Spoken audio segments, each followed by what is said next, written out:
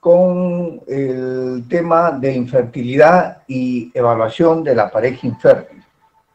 Un tema que se hace cada día más importante, en especial para las damas, porque siempre hay conceptos que no se ajustan a la realidad de la fertilidad de una mujer, ya que muchas mujeres tienen la idea de que pueden embarazarse en cualquier etapa de su vida porque tienen una vecina o su abuela o la tía lejana que se embarazó a los 42, 44 años y están con la idea de que ellas también podrían conseguir un embarazo a esa edad.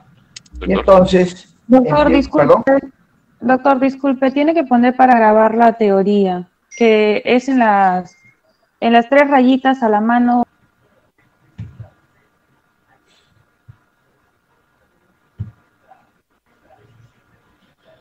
Bueno, entonces les decía que el tema es de importancia, dado que las mujeres en los tiempos actuales da mucha preponderancia al desarrollo personal y postergan el deseo de maternidad, pensando que se puedan embarazar cuando estén pues entre los 42, 44, inclusive 45 años.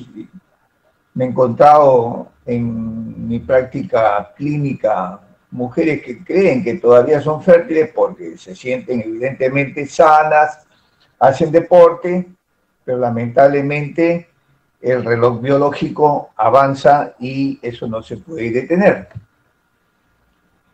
Hay algunas definiciones que se deben de manejar en infertilidad. Por ejemplo, ¿a qué se llama fertilidad? Fertilidad es las condiciones de una pareja de poder lograr un embarazo luego de tener relaciones seguidas y regulares en el plazo de un año. Infertilidad sería todo lo contrario, relaciones seguidas y regulares de una pareja sin protección, por supuesto, que logran conseguir embarazar en el término de un año. En el caso de infertilidad primaria, es cuando una pareja no logra el embarazo y en especial la mujer no ha tenido ningún embarazo en ninguna etapa de su vida. Infertilidad secundaria es cuando se ha logrado un embarazo, pero tiene muchas dificultades de lograr un siguiente embarazo, evidentemente después de un año de relaciones seguidas y regulares. Y subfertilidad es la dificultad que tiene una pareja de conseguir un embarazo. Sin embargo, después de un año, sin embargo, logran una gestación y pueden tener muchas dificultades para una siguiente gestación. Un ejemplo típico de subfertilidad es la endometriosis. Como vamos a ver una lámina a continuación, normalmente la tasa de embarazo en un mes es alrededor del 20%.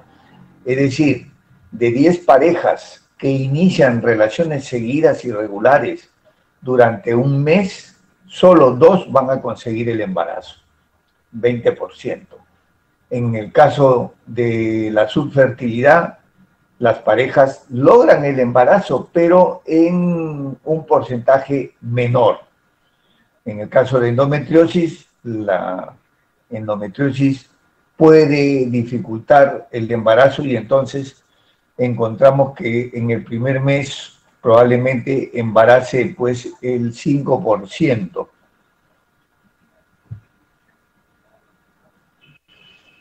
Entonces, como les decía hace un momento, las probabilidades de lograr un embarazo en un mes es de alrededor del 20%. De tal manera que al cabo de 3 meses, un 57% de todas las parejas han logrado el embarazo. Al cabo de 6 meses sube a 72%, al cabo de un año sube a 80%, y como ven ustedes, conforme va pasando ya más tiempo, a partir de los 3 meses para adelante, se aumenta la probabilidad, pero cada vez menos. Entonces, al cabo de 24 meses, logra el embarazo alrededor del 90% de las mujeres, siendo la incidencia de la infertilidad en la población en general de alrededor del 10 a 15%.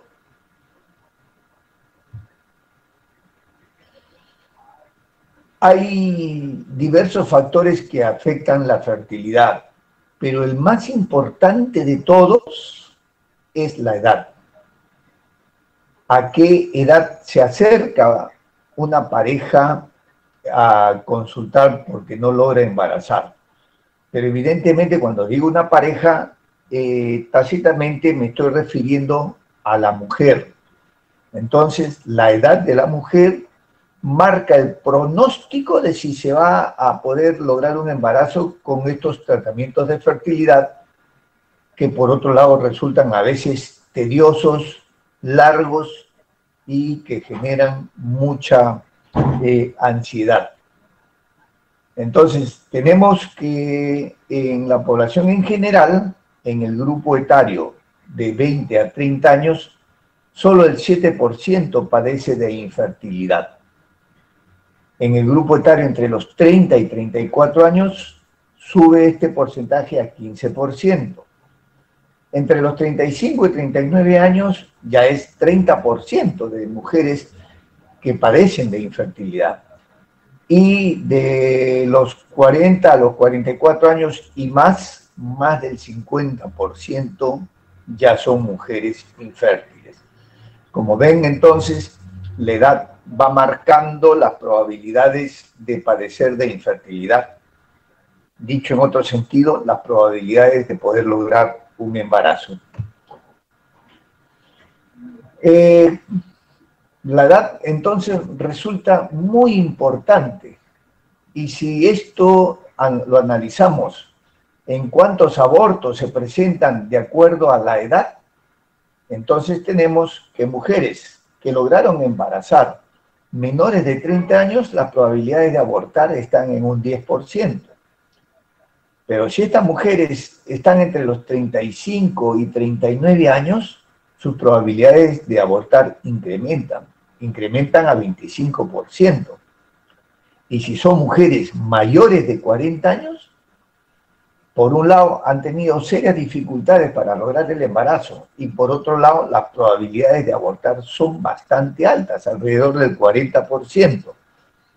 Entonces, como ven ustedes, la edad es un factor importantísimo, el más importante cuando uno está tratando una pareja con infertilidad.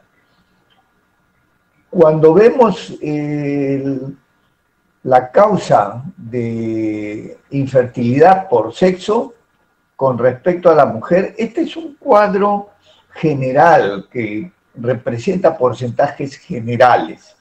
Entonces, de manera general, la causa de la infertilidad en el 40% de los casos es una causa de la mujer. En el 40% de los casos, la causa es el varón.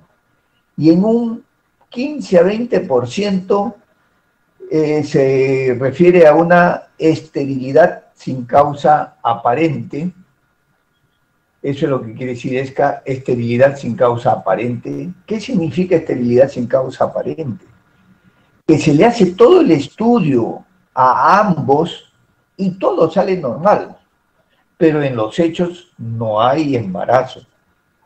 A eso se le llama esterilidad sin causa aparente.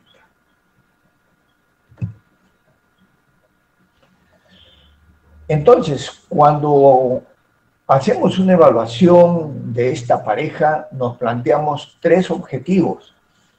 El primer objetivo es buscar y corregir las causas de infertilidad, evidentemente siempre y cuando sea factible corregir las causas de infertilidad. Y esto generalmente se refiere a las causas anatómicas que están causando la infertilidad. Si hay una causa anatómica identificable, evidentemente podemos hacer la corrección de la infertilidad y darle las mejores probabilidades en un tratamiento posterior a esa corrección. Hay que saber dar una información adecuada.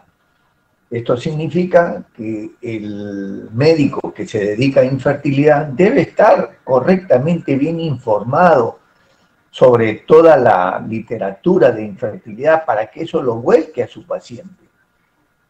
Porque no vaya a ser que el colega no tiene una información adecuada a él, por lo tanto la información que le va a dar a su paciente va a ser una información errada. Y a partir de esa información errada, la pareja va a tomar una decisión, si va a una fertilización in vitro, si va a una operación por corrección anatómica.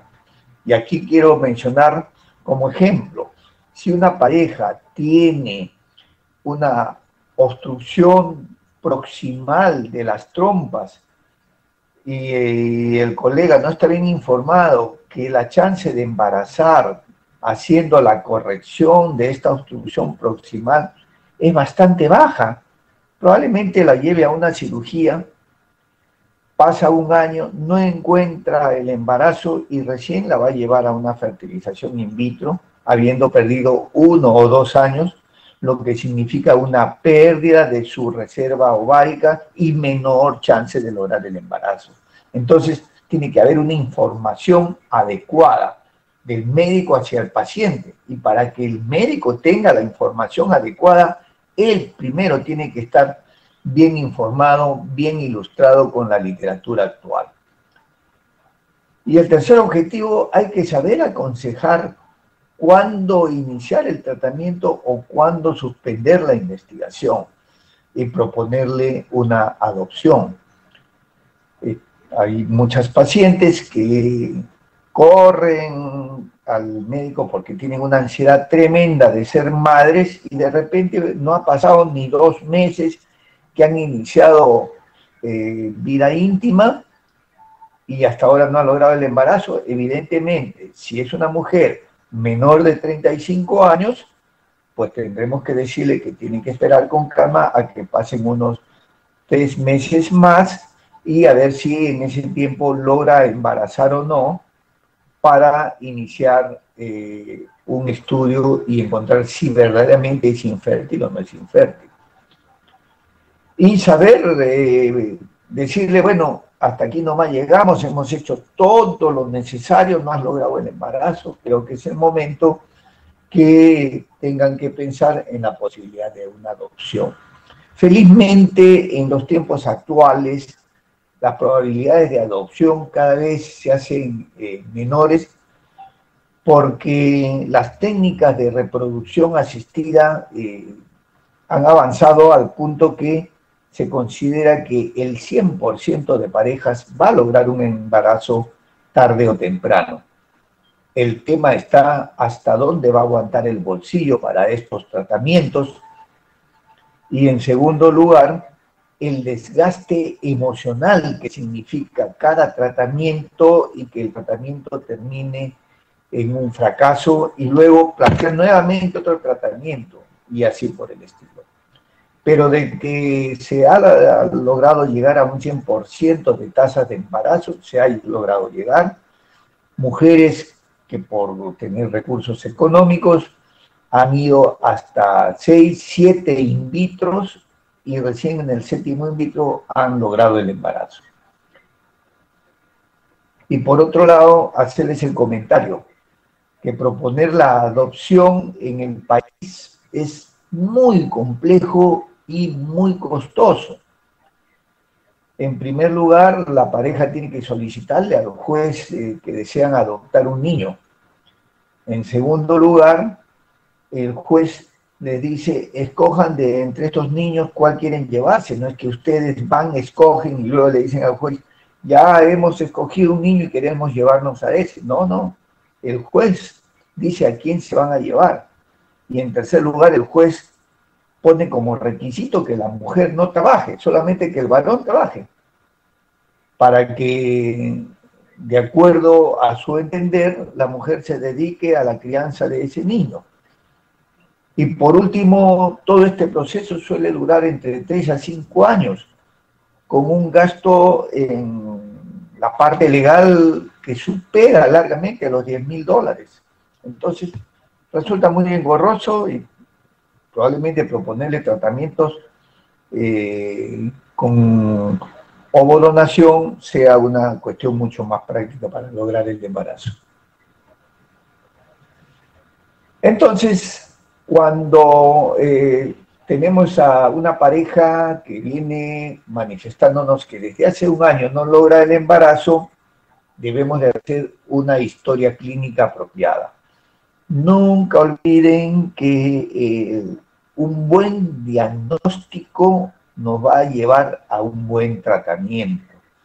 Y para llegar a un buen diagnóstico tenemos que hacer una historia clínica lo más prolija posible, que incluya un examen clínico apropiado, y luego de este examen clínico nosotros mentalmente vamos a estudiar cada factor anatómico que participa en lograr el embarazo. Y entonces tenemos un factor cervical, factor uterino, factor tubario, un factor ovárico, se refiere evidentemente a la reserva de óvulos y a la producción hormonal del ovario, un factor hormonal que se refiere básicamente a la producción de hormonas de la hipófisis y del hipotálamo, como es la GnRH.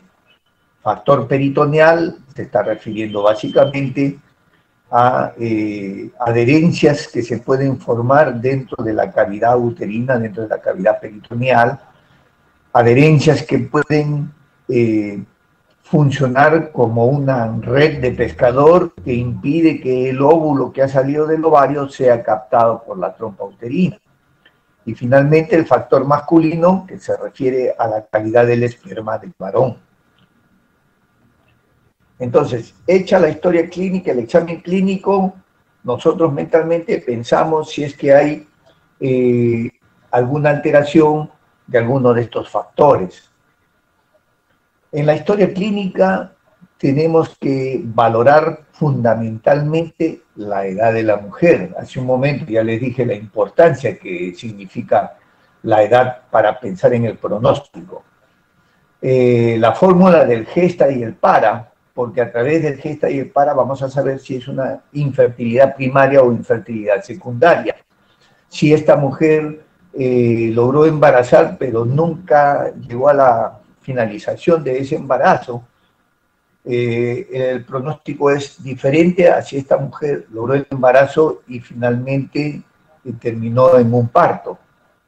El régimen catamenial, las mujeres bien reguladas, evidentemente tienen más chance de que cada regla sea ovulatoria que aquellas que tengan alteración en el ciclo menstrual. Anotar la fecha de la última regla. Si la fecha de la última regla es de hace 3 meses y de 3 meses para adelante no ha logrado embarazar, hay que hacerle un examen para descartar embarazo, porque muchas veces estas mujeres llegan pensando en que no están embarazadas, han tenido dificultades para lograr un embarazo y están acudiendo por infertilidad. Uno les pregunta, fecha de última regla hace 3 meses.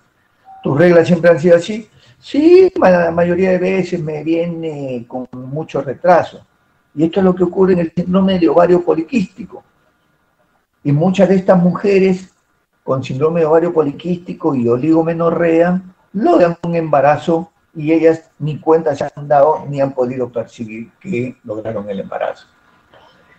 Tiempo de infertilidad. Es diferente iniciar un tratamiento en una pareja que recién tiene 1 año y medio, que no logra el embarazo, que otra 10 años no logra embarazar. Probablemente el pronóstico sea peor en aquella que tiene más tiempo de infertilidad. En la exploración física, los datos que no deben de dejarse de anotar son el peso, la talla, el índice de masa corporal, porque el índice de masa corporal es un factor importante en la consecución de un embarazo. Es diferente una mujer de un peso y talla normal, de un índice de masa que no supera el número 25, que aquella mujer que tiene pues un índice de masa corporal 38, 40, 42. Evidentemente, por esa obesidad extrema, va a tener dificultades de ovulación porque todo su eje hormonal puede verse afectado, como ya ustedes lo han repasado en el síndrome, en algunos casos del síndrome de ovario poliquístico. Deben de evaluar la tiroides, porque es muy importante las hormonas tiroideas, y si hay una glándula tiroidea aumentada de volumen, pueden ya ustedes estar pensando que esta puede ser la causa de la infertilidad. La distribución del vello púbico y una exploración pélvica en busca de masas anexiales, es decir, quistes o tumores del ovario o nodulaciones en el útero que nos hagan sospechar que padece de una miomatosis uterina. Y evidentemente vamos a valorar el impacto emocional. Todas las parejas, creo que no hay excepción en esto, que tienen deseo de buscar un embarazo, vienen con un impacto, una carga emocional bastante importante. Entonces uno tiene que saber darles tranquilidad, porque se reconoce el aspecto emocional como un factor, si bien no un factor importante, un factor secundario que no debe de dejarse pasar por alto. Hay muchas parejas, sobre todo aquellas que están dentro del grupo de ESCA, de la esterilidad sin causa aparente, que de repente se le dice, bueno, mira, lamentablemente no hemos logrado el embarazo con los tratamientos que te hemos hecho y creo que tienes que entrar a una fertilización in vitro. Doctor, no tenemos dinero. Bueno, lo lamento, no se puede llegar más allá. Entonces, como se dice popularmente, tiran la esponja, se hacen la idea de que ya no van a lograr el embarazo, y cuando ya se hicieron la idea de que no van a lograr el embarazo, hay una sensación ya de calma, de que se hizo todo lo que se pudo hacer, y al cabo de 3 meses vienen con una gestación. O las historias que a veces se dan dentro de alguna persona que uno conozca. Oye, vete de viaje un fin de semana, vas a ver cómo te vas a embarazar. Sí, efectivamente, ocurre en algunas parejas de que salen de viaje, se relajan en ese viaje y ahí logran el embarazo. Entonces, hay que valorar también el impacto emocional que causa el hecho de estar en una situación de infertilidad. Entonces, hay un estudio básico de la pareja infértil y a través de este estudio básico vamos a poder evaluar cada uno de los factores de fertilidad que hemos visto en la diapositiva anterior. Y el estudio básico consta de 4 exámenes, fundamentalmente. El primer examen es el estudio hormonal, y este estudio hormonal comprende el dosaje de FSH, LH, estradiol, la hormona liberadora de tiroides y prolactina. Estos 5 hormonas se deben de dosar en el día 2 o 3 de la regla. Pasado este momento, probablemente los resultados no se puedan interpretar de manera apropiada. El sexto examen es el dosaje de progesterona. Progesterona se abrevia como P4. Y este dosaje de progesterona se hace en el día 21 de la regla. Es decir, a mitad de la fase secretoria del ciclo menstrual.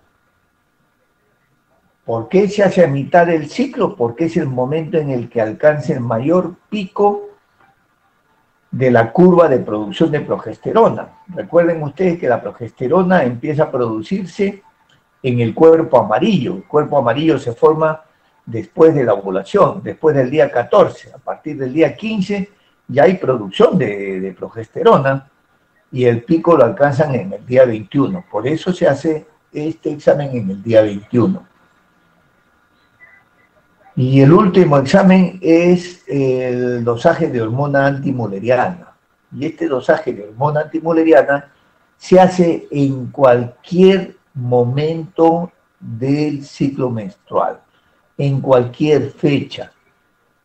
No hay necesidad de hacerlo en el día 2 o el día 3, porque la hormona antimuleriana no participa del ciclo menstrual, es independiente del eje. Se produce en las células de la granulosa que rodean el ovocito. Cuanto más ovocitos hay, mayor será el dosaje de hormona antimuleriana, porque mayor será el número de células de la granulosa. Entonces, todo ello constituye el estudio hormonal. El segundo examen que vamos a pedirle es una ecografía transvaginal.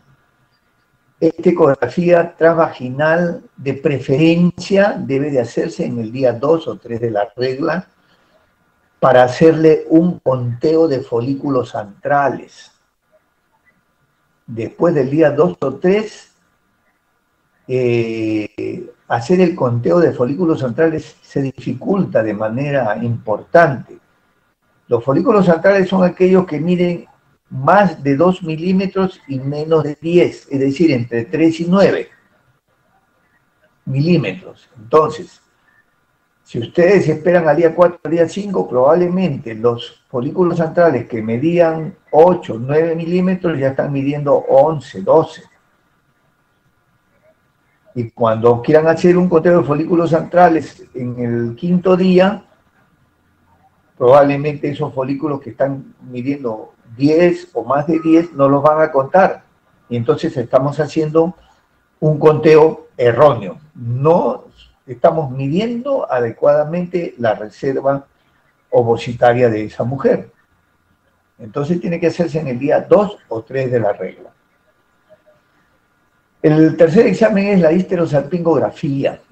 Y la histerosalpingografía tiene como requisito hacerse cuando la mujer ha dejado de reglar, porque comprenderán ustedes que al inyectarle la sustancia de contraste, si la mujer está reglando, todo ese material hemático de la regla lo vamos a empujar a la cavidad abdominal. Y hay que tratar de evitar esto. Y evidentemente hay que tratar de evitar que la mujer vaya a estar embarazada al momento de hacer la histerosalpingografía. Por eso es que se hace una vez que finalizó la regla y hasta el día 10 o 12. Algunos lo pueden estirar hasta el día 14, que puede ocurrir la ovulación. Pero no todas las mujeres están ovulando en el día 14 y algunas ovulan en el día 11, 12. Por eso es que se extiende el plazo hasta el día 10 o 12. Finalmente, el espermatograma se le hace en el varón, para lo cual se le da como una indicación que no tenga relaciones 3 a 5 días. Pero tampoco va a hacer pues que mantenga la abstinencia más allá de los 5 días, porque puede que se afecten algunos de los valores del espermatograma, en especial la motilidad. Entonces, debemos de darle la indicación no menos de 3 días ni más de 5 días de abstinencia. Entonces, como les decía, con esos 4 exámenes que hemos analizado en la diapositiva anterior, procedemos ya a tratar de determinar dónde puede estar el problema en esta mujer. El factor cervical es un factor que muy poco se estudia en la pareja infértil, porque es complejo su estudio. Hay tantas inmunoglobulinas, hay tanta participación de fenómenos inmunológicos en el moco cervical, que es tedioso y caro hacer el estudio del moco cervical. Entonces, solamente uno llega a la conclusión de manera indirecta, de manera clínica, que hay algún problema en el factor cervical. Antiguamente se utilizaba el estudio del moco cervical, ¿no? Y en el estudio del moco cervical se le decía a la mujer que introdujera sus dedos y pudiera arrastrar en sus dedos un poco del moco, y ya una vez retirados los dedos de la vagina, ese moco que tenía en los dedos lo evaluara midiendo la distancia que se originaba en el moco antes de que se rompiera en el intento de abrir los dedos. Entonces, cuando el moco quedaba en los dedos, no hacía esta filancia, se decía que no estaba en días de ovulación. Pero cuando el moco mantenía una filancia, se decía que estaba en los días periovulatorios y que debía tener la regla. Como ustedes recordarán, en esto se basó el método Billing para método anticonceptivo. Nosotros lo utilizamos en el otro sentido para tratar de determinar qué días deben de tener relaciones.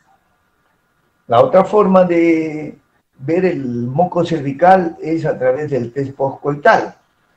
Solo para hacer una mención, en los días previos a la ovulación hasta el día 10, el entramado del moco cervical es tan intenso que no permite el paso de los espermatozoides hacia la cavidad uterina.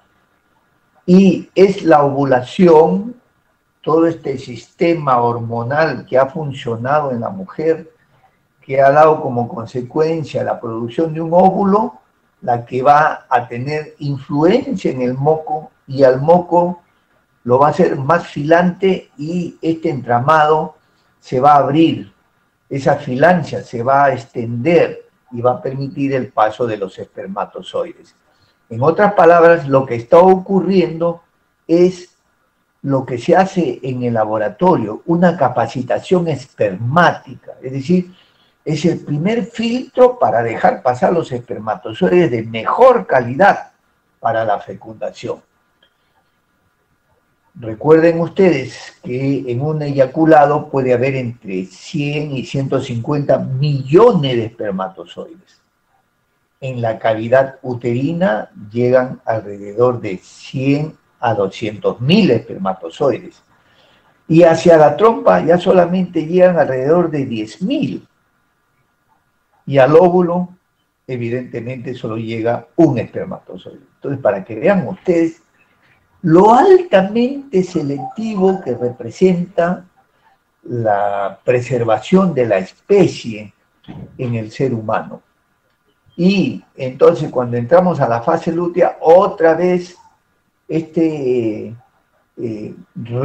del moco cervical vuelve a cerrarse, se hace más enmarañado y ya no permite el paso de los espermatozoides, como una manera también de preservar la probable fecundación que haya ocurrido en el óvulo.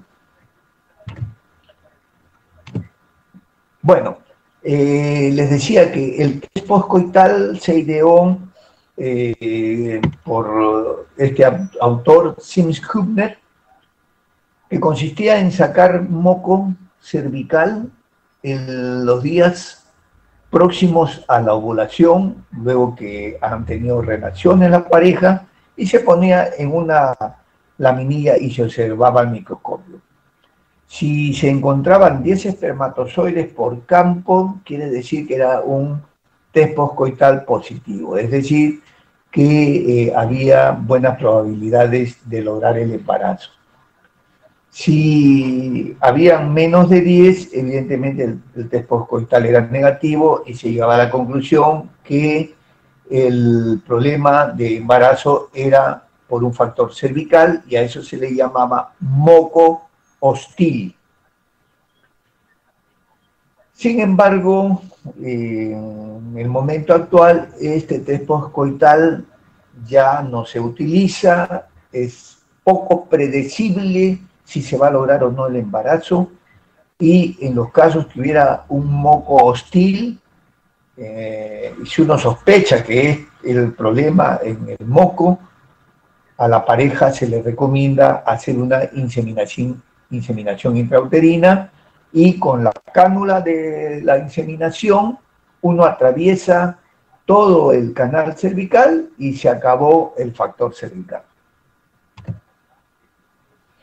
El factor uterino lo evaluamos a través de la ecografía que se le puede haber pedido a la paciente, donde podemos encontrar presencia o no de un pólipo o alguna irregularidad de la línea endometrial, a través de una histerosalpingografía para ver si hay algún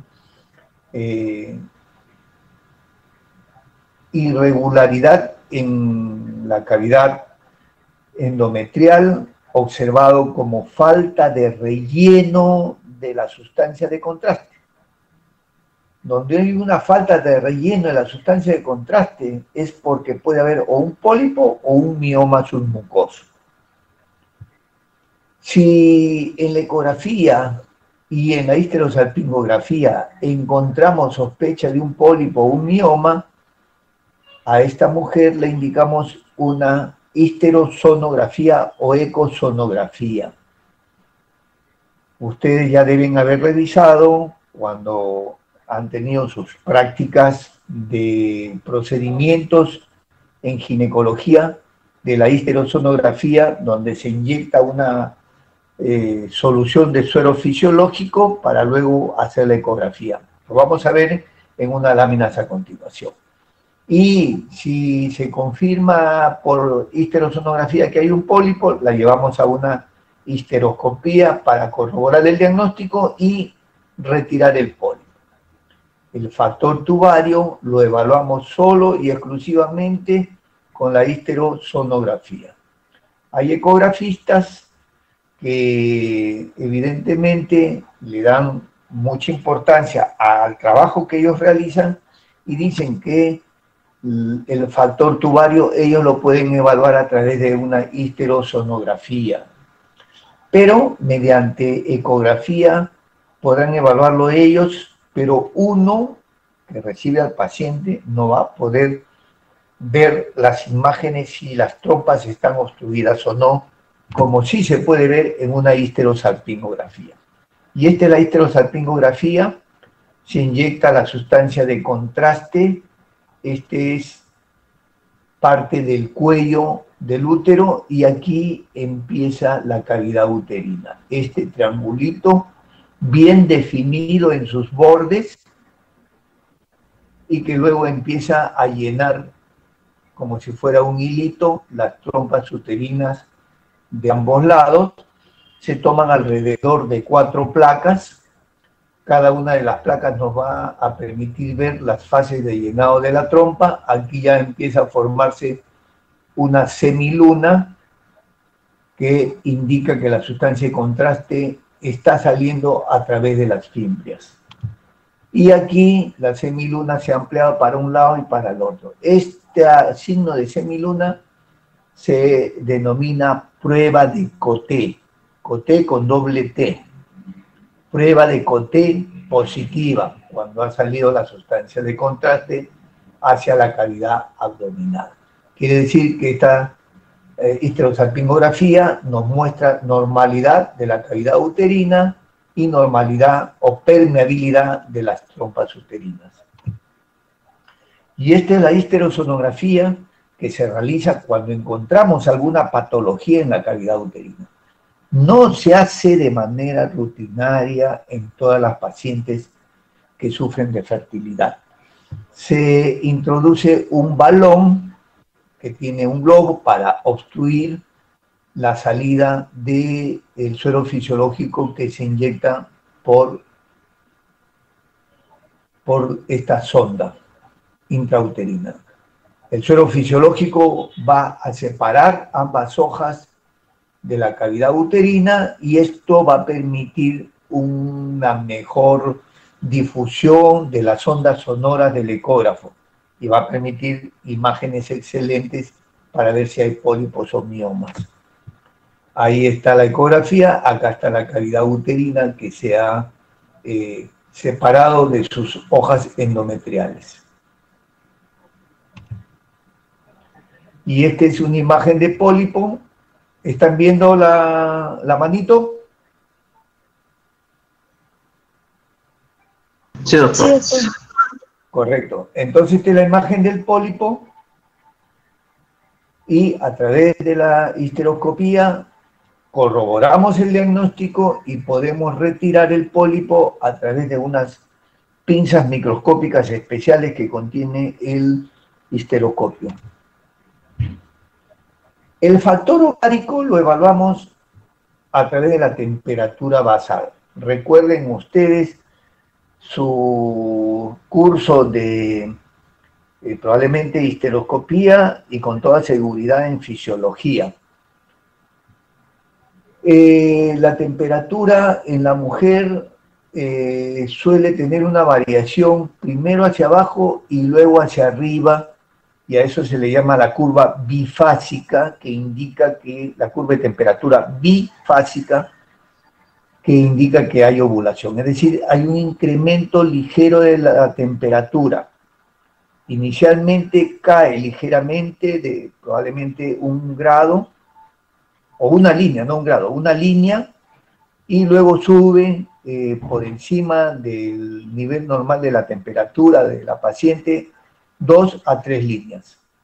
Es tedioso, porque la mujer tiene que estar tomándose la temperatura todos los días del ciclo sin haber hecho un solo movimiento, es decir, se despierta, estira la mano, coge el termómetro y se toma la temperatura. Y probablemente no se lo tome bien y resulta una curva difícil de interpretar. Se ha ya obviado por completo esta toma de la temperatura basal. Y además, personalmente considero que es un factor de agregarle más ansiedad, porque todos los días van a estar, a ver, ya me subió, ya creo que estoy ovulando, y si están ovulando, obligan a tener relaciones, y las relaciones pueden resultar hasta catastróficas porque hay obligación de tener relación. Entonces, ya no se usa la temperatura basal para ver si hay o no hay ovulación.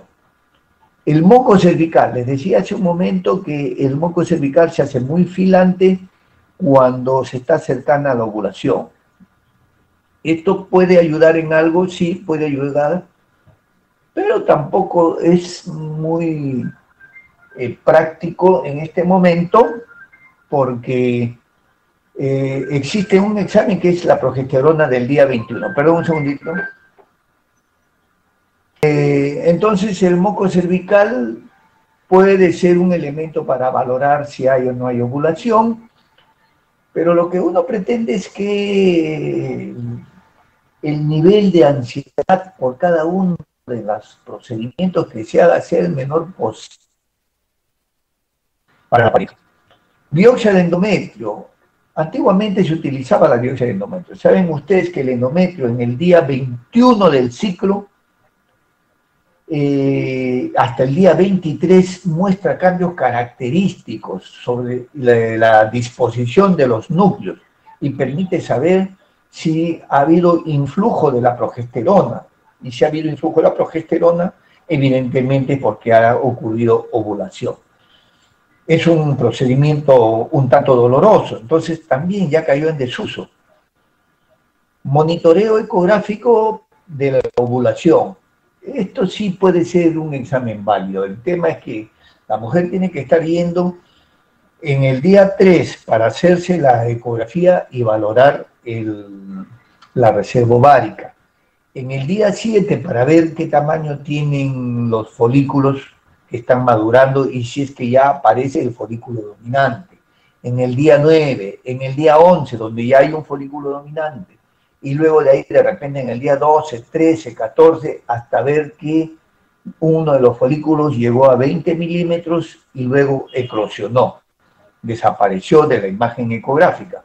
Entonces, son como 6, 7 visitas al ecografista, que también me parece que se puede obviar. Muchos todavía lo siguen utilizando, pero en sentido práctico no ayuda en mucho a estar haciendo un monitoreo, salvo cuando uno le va a indicar el día en que el folículo llega a 20 milímetros, uno le dice, ya, ten relaciones hoy, mañana, y si puedes, pasado mañana, para afinar mejor el timing del encuentro entre el espermatozoide y el óvulo. Y finalmente, el dosaje de progesterona, que es el que ya les expliqué, que forma parte del estudio básico de la pareja infértil. Este es el examen más importante, no diré el único porque todos estos se pueden hacer, pero de manera contundente, este examen tiene que hacerse obligatoriamente. Y a través de ese examen valoramos el factor ovárico. El factor hormonal, el dosaje de hormona antimuleriana, cuando sospechamos que la mujer ya está perdiendo ovulación. Si llega una mujer de 30 a 32 años, hacerle pues un dosaje de hormona antimuleriana no tiene sentido, porque vamos a saber que tiene una buena reserva ovárica, salvo que algún otro dato nos haga sospechar que ha perdido la ovulación tempranamente. Dosaje de FSH, el valor normal de la FSH no debe superar las 10 miliunidades internacionales, la LH siempre por debajo del valor de FSH, estradiol entre 50 y 80 microgramos por mililitro, prolactina no debe de superar los 25 miliunidades, aunque eso va a depender del laboratorio. Cada laboratorio les va a dar a ustedes un rango de normalidad para ese laboratorio. Y el dosaje de TSH, que lo pueden acompañar del dosaje de T3 y T4 si la TSH estuviera alterada. Y en el día 21, el dosaje de progesterona, como ya lo dijimos. Cuando sospechamos de endometriosis o la histerosalpingografía nos mostró que hay obstrucción tubaria, entonces a esta mujer podemos plantearle la posibilidad de hacer una laparoscopía. En el caso de endometriosis vamos a ver unos puntos como los que están viendo acá a través de la imagen laparoscópica. También nos va a permitir ver la permeabilidad tubaria, es decir, si hay pasaje o no hay pasaje, en este caso sería de azul de metileno, y si hay o no hay tumoraciones. Por ejemplo, una imagen, aunque no está muy clara, de una pelvis normal. El útero, las trompas uterinas, el ovario que está acá, esto de color nacarado, el fondo de saco y asa intestinal. Esta es una trompa uterina que está con un proceso de hidrosalpings, engrosada, probablemente obstruida en la fimbria, por eso es que se hincha. Y esta es una trompa que aparenta normalidad. Entonces, lo que hacemos es inyectar una sustancia de contraste a través de la vagina, el azul de metileno a través de la vagina. El azul de metileno va a viajar por presión que se ejerce desde la vía vaginal hacia las trompas uterinas y vamos a ver la salida del azul de metileno hacia la cavidad abdominal, tal como se está mostrando acá. Quiere decir que las trompas son permeables. Puede que salga de un solo lado y no del otro. Entonces, en ese caso, diremos que hay una obstrucción unilateral. Bueno, vamos a tratar de apresurar el paso porque nos quedan 5 o 7 minutos. El factor masculino se debe hacer una historia clínica muy breve porque como ginecólogos no podemos estar haciendo una historia clínica de algo que le corresponde al urólogo. Pero tratamos de determinar si hay algún factor que pueda influir sobre la producción del esperma. Por ejemplo, que haya tenido criptorquidia, que haya tenido paperas, infecciones de transmisión sexual, tuberculosis, o que sea un consumidor de droga, como por ejemplo el tabaquismo, marihuana, que suele afectar la calidad de los espermatozoides, cocaína, alcohol, cuando son alcohólicos, va a afectar seriamente los espermatozoides. El examen clínico, muy breve, muy sucinto, y un espermatograma. Este es el examen más importante. Con un solo examen evaluamos al varón si él puede ser una causa importante de infertilidad. Y cuando pedimos el informe del espermatograma, nos va a venir una serie de parámetros, pero aquí lo más importante son 4. El primero es el volumen. El volumen del esperma debe ser mayor de 2 mililitros. Si es menor de 2 mililitros, quiere decir que hay hipospermia. Y la hipospermia nos puede estar haciendo sospechar que hay una obstrucción parcial de los conductos deferentes. El segundo parámetro es la concentración. Esta concentración de espermatozoides debe de ser mayor de 15 millones por centímetro cúbico. Antes se consideraba 20. La OMS a partir del año 2010 lo ha bajado a 15 millones. Y si tiene menos de 15 millones se llama oligoespermia, oligoespermia, es decir, menor volumen o menor concentración de espermatozoides. El tercer parámetro es la motilidad. La motilidad se considera 50% entre espermatozoides de movimiento lineal rápido y movimiento lineal lento. Aquí hay cierto margen bastante amplio. Y este margen bastante amplio significa que basta con que haya 25% de espermatozoides de movimiento lineal rápido para decir que este es una muestra de esperma de buena motilidad. Si hay menos de 25% de motilidad, quiere decir que estamos frente a una astenospermia.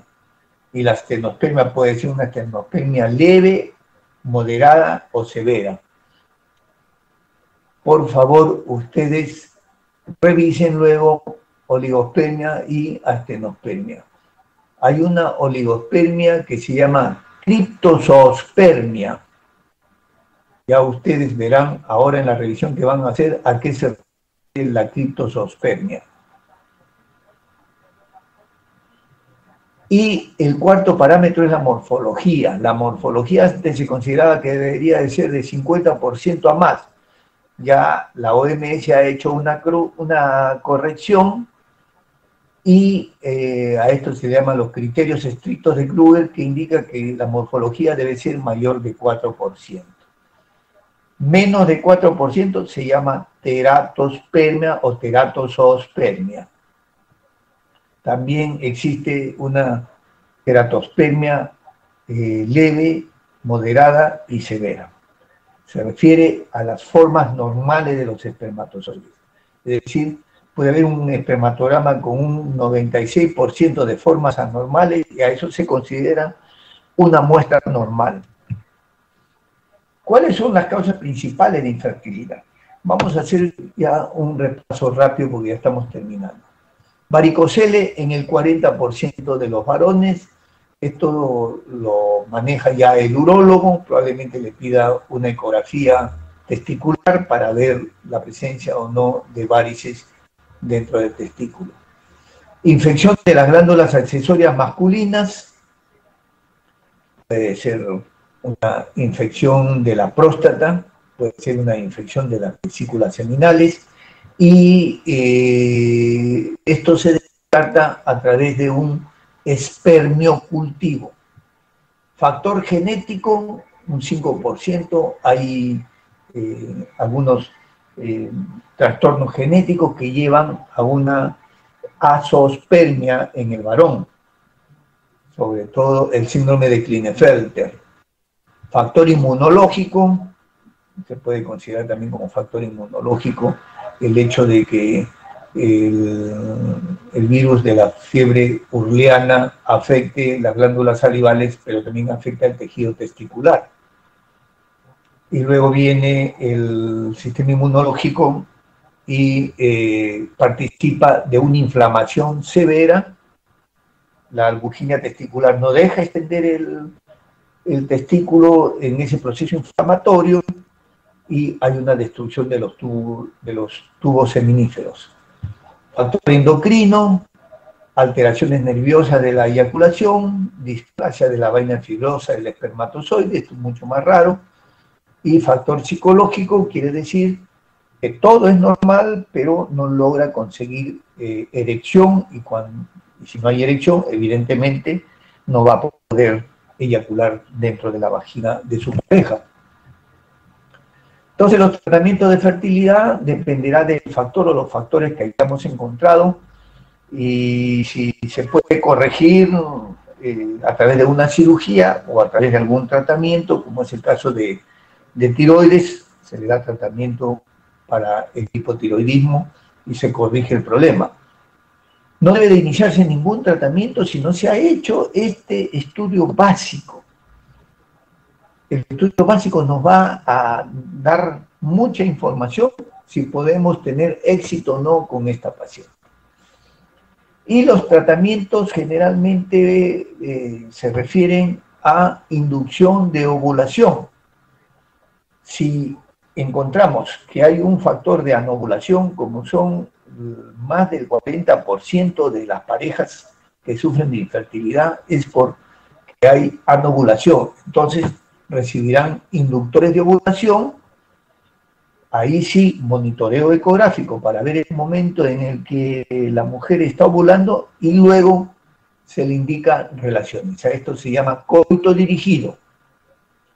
O si la mujer ha logrado la ovulación, en ese momento se le puede plantear hacerle una inseminación intrauterina. Se hacen entre 3 a 5 inseminaciones, en realidad 3 a 4 inseminaciones. Después de la cuarta inseminación ya no van a encontrar resultados, ya no va a haber embarazo. Y en estos casos se pasa a fertilización in vitro. Fertilización in vitro fundamentalmente se ideó para aquellos casos donde había obstrucción tubaria. Entonces, como no había forma de bypassear la obstrucción tubaria, a 2 médicos se les ocurrió tratar de conseguir el óvulo, fecundarlo afuera y meterlo dentro de la cavidad uterina. Y le dieron el premio Nobel a uno de ellos porque el otro murió antes de que se le dieran el premio Nobel. Y los premios Nobel no se dan a personas fallecidas. De todas estas técnicas de fertilización in vitro, solamente se utiliza la fertilización in vitro clásica y el ICSI. ICSI quiere decir inseminación intracitoplasmática de esperma. El aparato reproductor femenino, para recordarles, si hay un problema en el cuello, puede corregirse con una inseminación intrauterina. Si hay problema en el útero, evidentemente, si es un síndrome de Asherman, hay que corregir a través de una operación moldear la cavidad uterina para que esté en condiciones de poder albergar el óvulo fecundado. Si es una obstrucción de las trompas, el tratamiento va a ser fertilización in vitro. Si el problema es del ovario, se puede hacer coito dirigido o inseminación intrauterina. Si hay fracaso de 4 inseminaciones intrauterinas, se pasa a fertilización in vitro. Y estas las principales técnicas. No vale la pena. El instituto donde en este momento realizo yo todos los tratamientos de fertilidad. Y un laboratorio, es un laboratorio complejo, demanda muchos recursos para implementarse. La fertilización in vitro clásica, donde se ponen los óvulos y se siembran los espermatozoides luego que se han capacitado, es decir, se eliminan todos los espermatozoides que tienen poca motilidad o formas anormales y nos quedamos los que tienen buena motilidad y se siembran alrededor del óvulo. Esta es la fertilización in vitro clásica. Cuando ya fecunda el óvulo, al día siguiente vemos 2 células, 4 células, formación de la mórula. La transferencia de los embriones se hace en el día 3, es decir, el embrión de 8 a 12 células, o en el día 5, cuando ya es blastocisto. La inseminación intrauterina, se coge un esperma dentro de una aguja especial y se inyecta dentro del óvulo. Y luego se espera al día siguiente a ver si fecundó. Esta es una fertilización in vitro. Acá están los espermatozoides. Se ha recogido un espermatozoide en la aguja. El óvulo se fija a un dispositivo especial que tiene este microscopio. Y luego la aguja se inyecta dentro del óvulo. Y aquí ya se ha inyectado el esperma y se procede a retirar la aguja. Y bien, eso es todo. Muchas gracias. Gracias. Delegado, hola Belén. Sí, Sí, doctor. tomaste la asistencia, ¿no es cierto?